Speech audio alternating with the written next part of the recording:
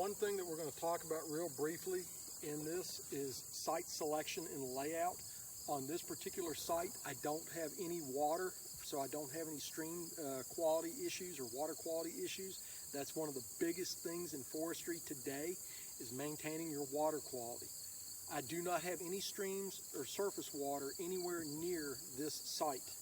So the closest thing period to that is about over a quarter of a mile away with a lot of grass for a filter strip.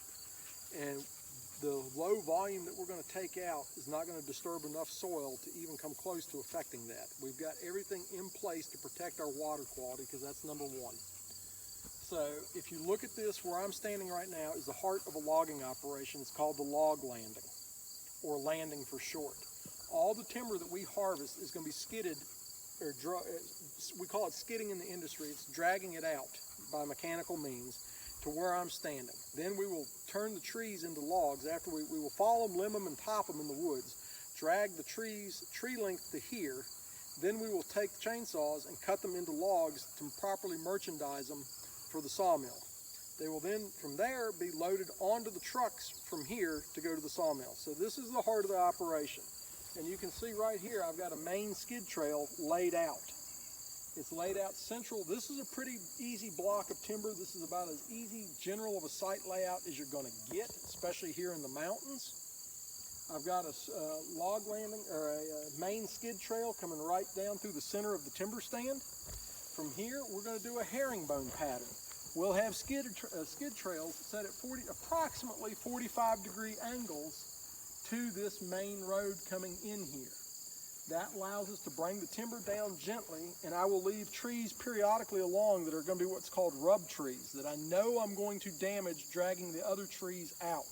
Those rub trees, as we come out, will be harvested and brought out last to protect the residual stand. So this is just kind of your site layout.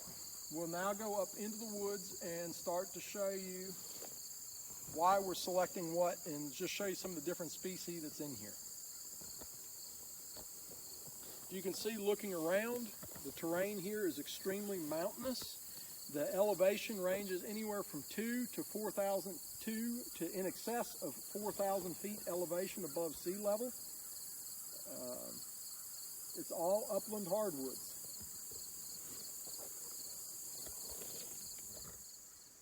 So here we are just off of the main skid trail. This, you can see, there's kind of, I know it's going to be kind of hard to see with the camera transition, but this is about the best we can do. You've got a natural opening here in this case where I don't really have to do anything to make a skid trail layout. So I've got room to maneuver my machinery through here to get the timber out without damaging the residual stand and doing any more soil disturbance than I absolutely have to. The goal here is, with the way we're going to do forestry here on Cold Springs, is with a worst first philosophy. So I've held professional logger certification in 3 states and done a lot of low impact forestry work all the way to conventional work. I much prefer the low impact.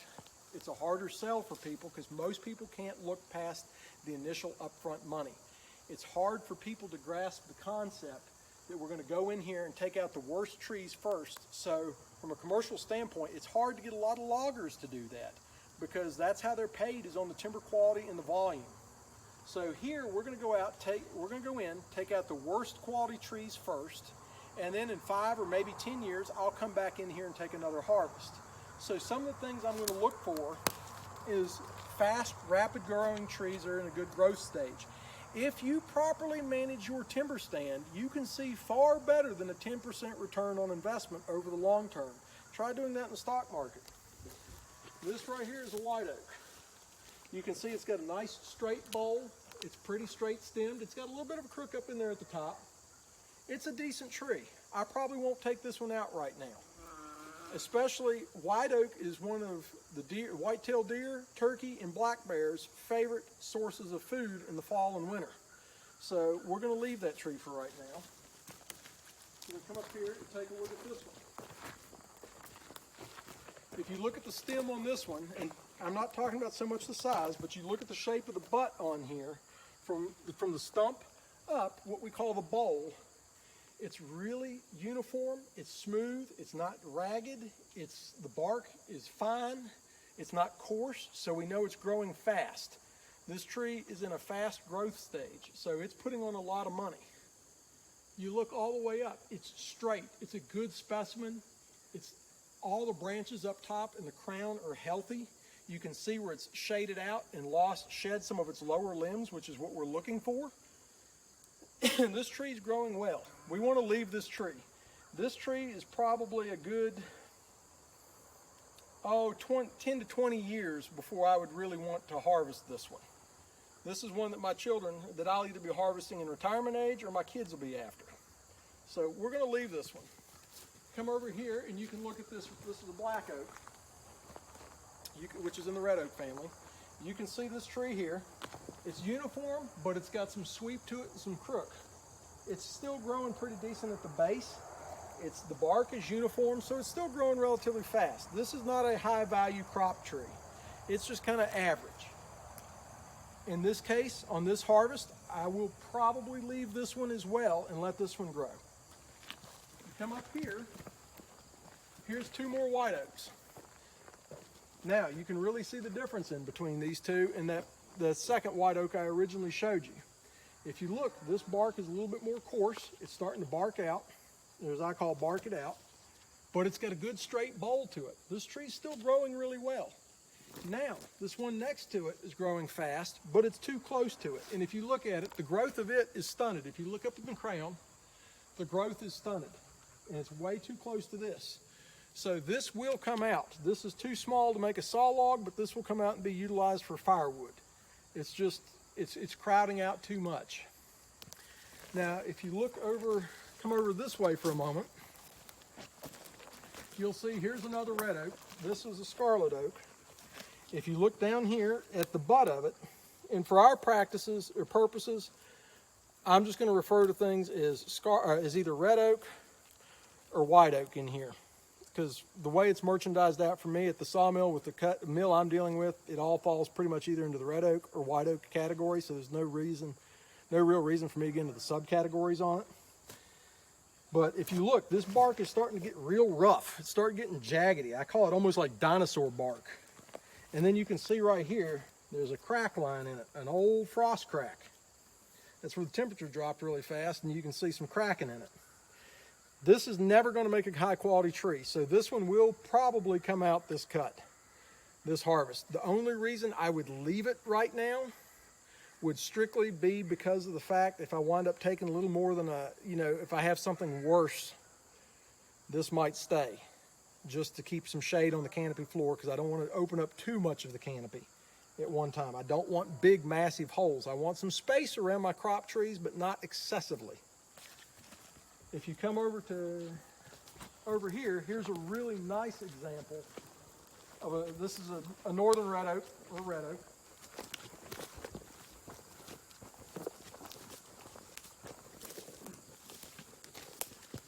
Most loggers, this is one of the first trees on this job they would cut.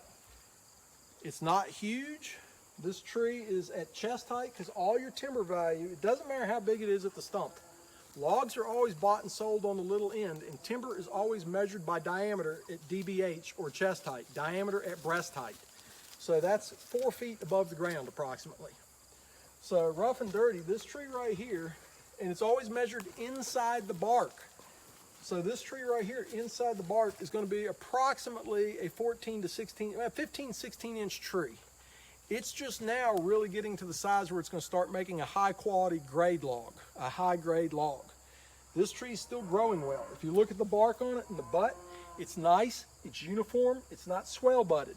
That oak I showed you a moment ago is starting to go swell budded, which means it's going hollow inside, or doty, what we talked about earlier. This tree does not exhibit those symptoms. It's still growing well, so we're going to leave it. This tree, 5 to 10 years, and it'll be in a harvestable size. It'll be the size where I'll start to consider harvesting it. Here's a prime example of a hickory that's going hollow. Hickories and oaks, when you look at the butts on them, when they start to get swell budded and gnarly, you can pretty much tell that they're going hollow, even if you can't see it from the outside. This one, if you happen to come around here to the base of the tree, it'll show you the truth of it.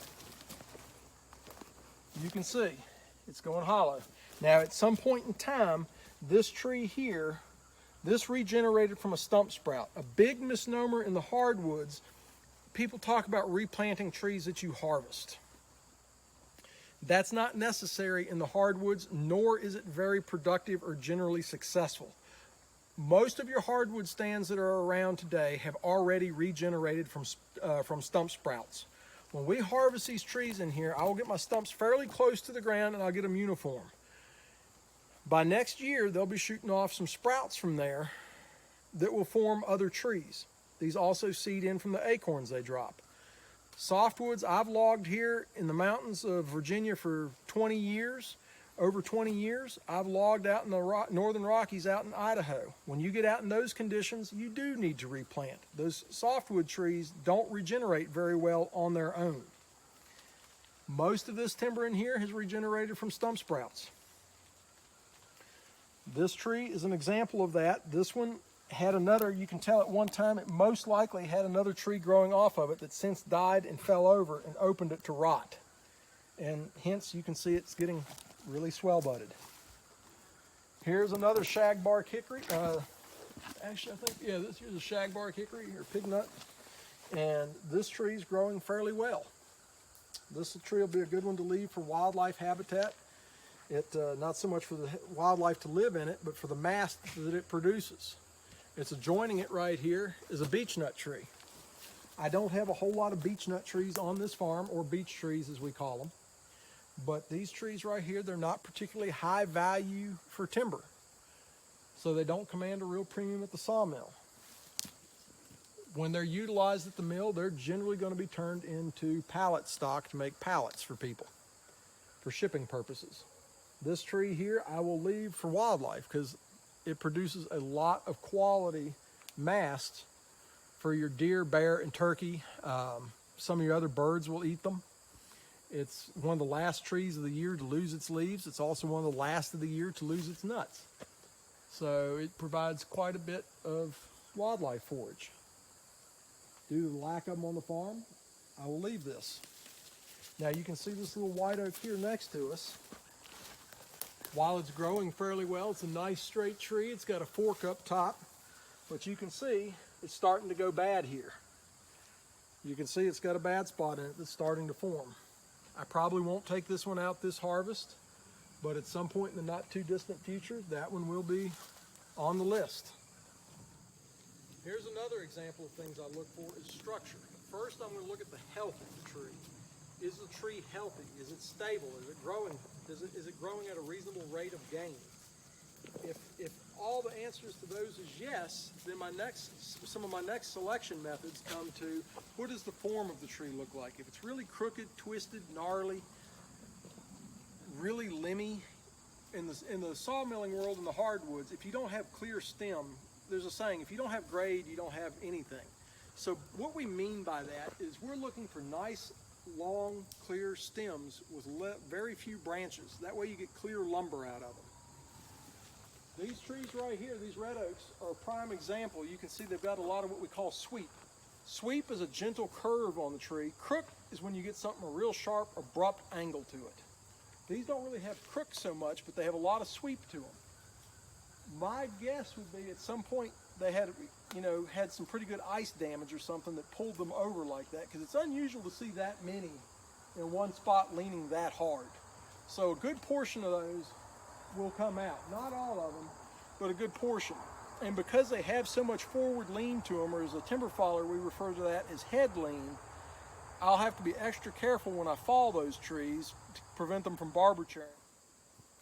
Here's another example of a good growing red oak. It's starting to slow down its growth cycle some, which is normal for its size, but it's still healthy and growing well. This tree will make a crop tree. If you look down here at the base of it, it's not swell budded. It's pretty uniform, it's even, it's growing nicely. If you come around the back of it, you can see that maintains consistently all the way around the stem.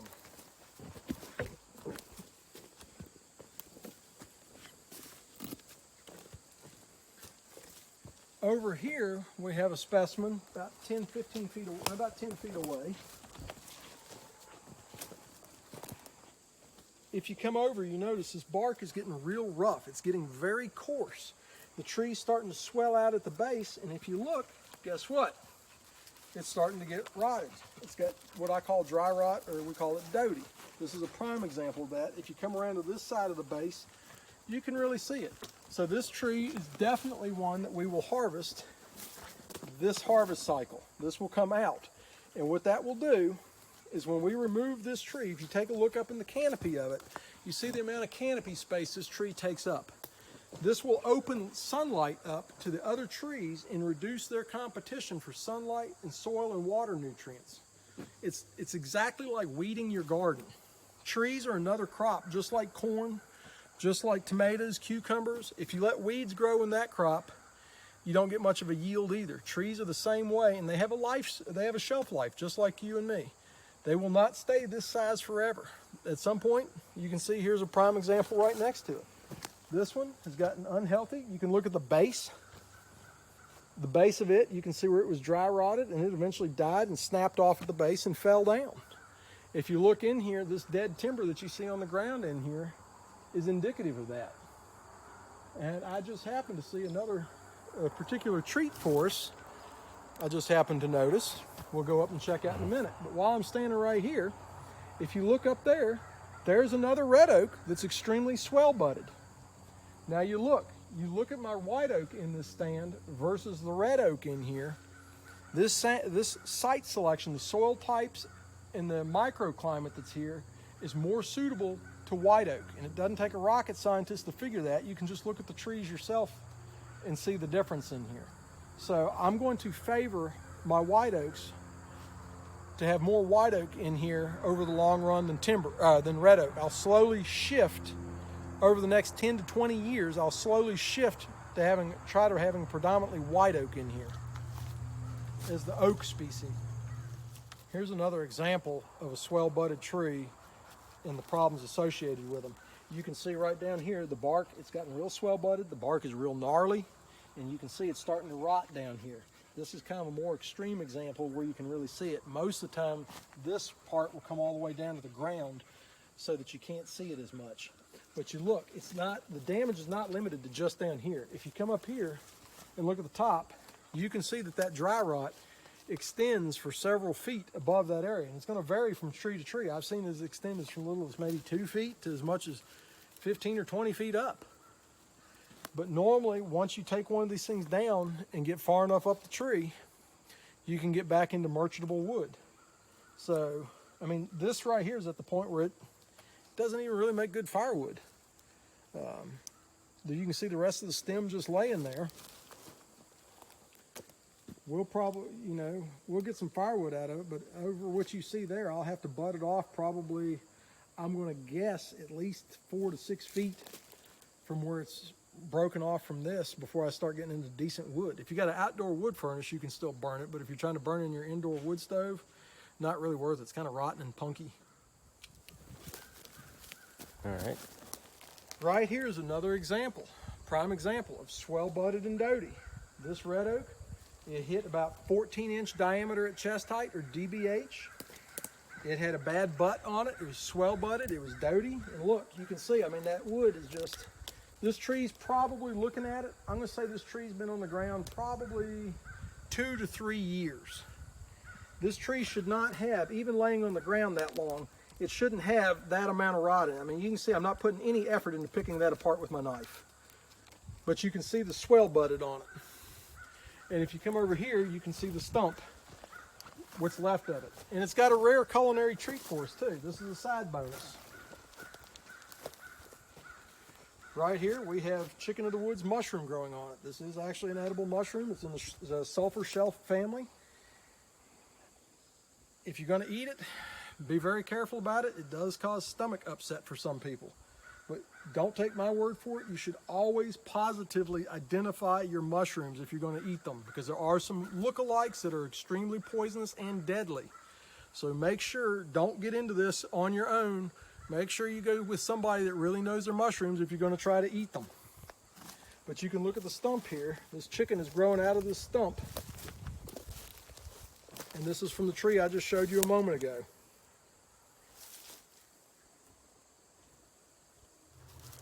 So just to close and recap what we've talked about,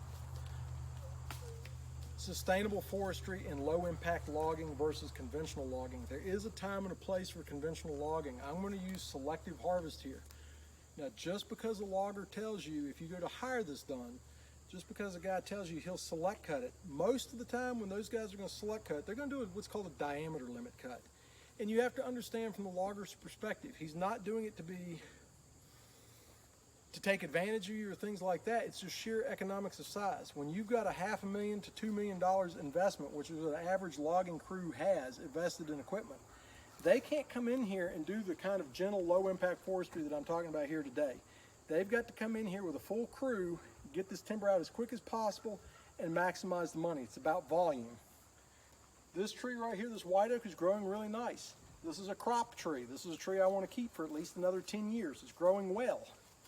This is one of the first trees that's going to be cut in a conventional logging system. That red oak right over there is going to fall into the same category. These trees are not ready for harvest yet. Most people would take them. This one's right on the borderline. I could go ahead and take this tree, but I'll probably realistically give this one another 5, maybe 10 years, but probably another 5. In a conventional logging system, even in the selective harvest, this would go. Now, does that make clear cutting evil? No, absolutely not. If you're going to have a guy that's not careful on machinery and that's going to do what we call high grade you, in other words, come in and take out all your good trees and leave you with the junk, if that's the kind of contractor you've got coming in to do your work, you're better off going ahead and clear cutting and starting over from ground zero anyway, because you're going to be left with the undesirable trees that are going to be slow growing, poor formed, and are never going to make a good crop tree. It'll be 100 years before you get another harvest like that. In a clear cut, in these conditions, you can generally figure on a 75-year turnaround. With the type of forestry that I'm talking about practicing here today, realistically, depending on your site, there's a lot of variables, so you can't take this hard and fast, but realistically, depending on site conditions and the genetics in your trees, you could be looking at a gentle harvest every 5 to 10 years on the same acre of land, compared to one harvest in a lifetime, which is the typical norm for small farms.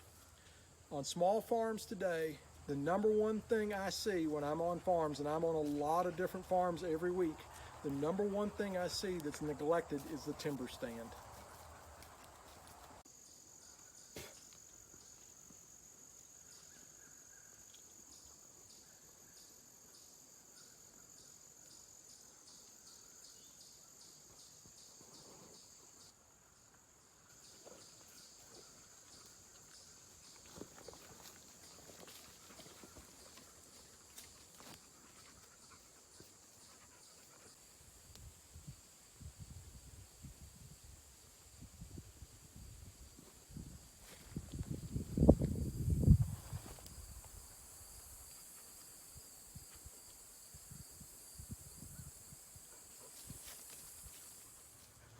This tree right here is of real importance to your homestead, especially if you're into beekeeping or apiary.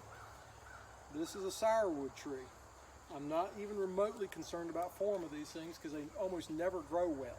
They always generally grow with crook and sweep to them. They don't live, they're not extremely long-lived. This is a fairly large, and by no means the biggest specimen I've seen, but it's on the larger end of it. But if you look up at it, you can look at the leaves on it and the bark. This has always got gnarly bark. And it's almost always poorly formed. Every once in a while you'll see a straight example, but this makes some of the best honey that you'll have. This and clover. From the trees, your big tree species in my area that makes the best tasting honey is sourwoods, which is this, and then tulip poplar, which I don't have any of right around here. I've got very few tulip poplars on this piece of property.